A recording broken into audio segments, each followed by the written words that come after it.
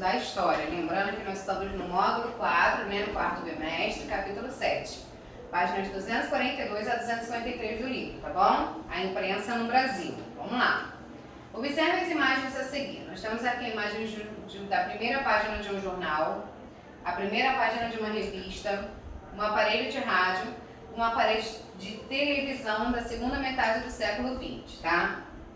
Vamos lá. Quando lemos jornais e revistas, ou assistimos ao noticiário na televisão, estamos entrando em contato com a imprensa, tá? Vocês sabem o que é imprensa? A imprensa é o conjunto dos meios de comunicação que transmitem notícias à população. Nas imagens conhecemos alguns exemplos desses meios de comunicação, Ao longo deste capítulo, vamos aprender mais sobre a história da imprensa brasileira, tá? Os primeiros jornais, tá? A primeira parte é isso, os primeiros jornais. A história da imprensa no Brasil começou no início do século XIX, tá?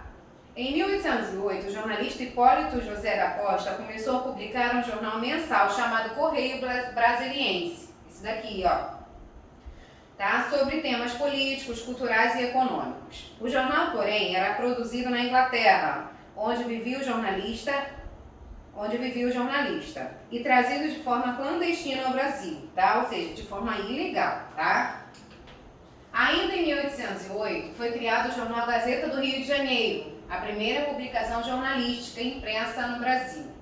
Esse jornal era publicado pela Imprensa Régia, órgão criado pelo governante português Dom João. A publicação trazia principalmente informes oficiais do governo, notícias internacionais e fatos relacionados à família real, tá? Aqui a imagem, né, do equipamento de impressão, tá? Desse jornal, tá ok? A imprensa ilustrada. Observe a imagem. Aqui a gente tem a imagem, né, de Dom Pedro, tá? Uma charge, né, daquela época, né, fazendo crítica ao imperador Dom Pedro, tá? Ao longo do segundo reinado, diversos jornais e revistas passaram a ser publicados no Brasil. Muitas dessas publicações assumiram uma posição crítica em relação ao governo e utilizavam recursos ilustrados, como as charges, né, como a gente vê aqui, para comunicar à população sua insatisfação política, tá? Um dos principais artistas que produziam charges no Brasil nessa época era Ângelo Agostini, que dirigia a revista Ilustrada. A imprensa e o fim da escravidão, tá? A imprensa, ela serviu para muitas coisas, inclusive para o fim da escravidão, né? No segundo reinado, ainda existiam milhares de pessoas escravas no nosso país. No entanto, as críticas ao escravismo em nosso país ganharam força na segunda metade do século XIX, né? Assim, ao longo dos anos, a abolição da escravidão passou a ser defendida por diversos grupos sociais. Essas pessoas eram chamadas de abolicionistas. Os abolicionistas costumavam utilizar a imprensa para divulgar essas informações, as suas ideias, né? E aí, né, a imprensa, ela teve um processo muito bom no fim da escravidão do nosso país, tá? Dessa maneira, a imprensa abolicionista contribuiu para acelerar o processo do fim da escravidão, tá bom? Após diversos anos de luta. A imprensa e a república no Brasil. Na época da abolição da escravidão, havia muitas pessoas insatisfeitas com o governo imperial e que desejavam que o Brasil se tornasse uma república, ou seja, uma forma de governo em que o poder vem do povo. Quem escolhe os governantes é o povo, tá? O movimento republicano durou várias décadas, ganhando força na segunda metade do século XIX. Pessoas de diferentes grupos sociais passaram a se organizar em torno de associações e partidos políticos, utilizando os jornais para divulgar as ideias republicanas. E no dia 15 de novembro de 1889, foi proclamada a República no Brasil. Essa forma de governo vem sendo mantida desde então, né, até os nossos dias, tá ok?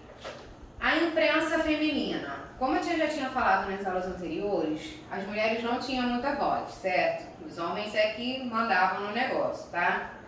Mas em meados do século XIX, foram criados os primeiros jornais e revistas que contavam com mulheres na elaboração de seus conteúdos.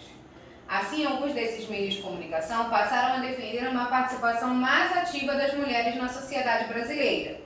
O Jornal das Senhoras, por exemplo, defendia uma educação igualitária, ou seja, igual dos homens, né? Já que nesse período era comum que as mulheres tivessem pouco ou nenhum acesso à educação. Ao longo dos anos, aos poucos, o número de revistas e jornais que defendiam causas femininas cresceu. Esses meios de comunicação foram essenciais para que as mulheres conquistassem seus direitos, que antes eram então só garantidos pelos homens, tá? Como direito ao voto, que passou a ser estendido às mulheres, tá? A imprensa operária. Entre o final do século XIX e início do século XX, houve um grande crescimento do número de indústrias instaladas no Brasil. Porém, nesse período, os trabalhadores não tinham direitos trabalhistas e as condições de trabalho nas fábricas eram péssimas, né? Naquela época era horrível. Insatisfeitos, muitos operários se uniram para reivindicar melhorias.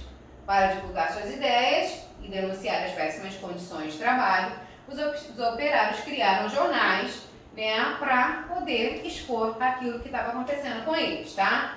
Muitos dos imigrantes que trabalhavam nas fábricas já haviam atuado na luta dos direitos trabalhistas em seus países de origem e contribuíram para a organização dos trabalhadores e a criação dos primeiros jornais operários, ok? Hoje em dia é assim também, né? Tudo aquilo que você está insatisfeito, né, você pode levar para a imprensa e a imprensa vai divulgar, tá? Um beijo, crianças. Qualquer dúvida, chama a tia lá no privado e até a próxima aula.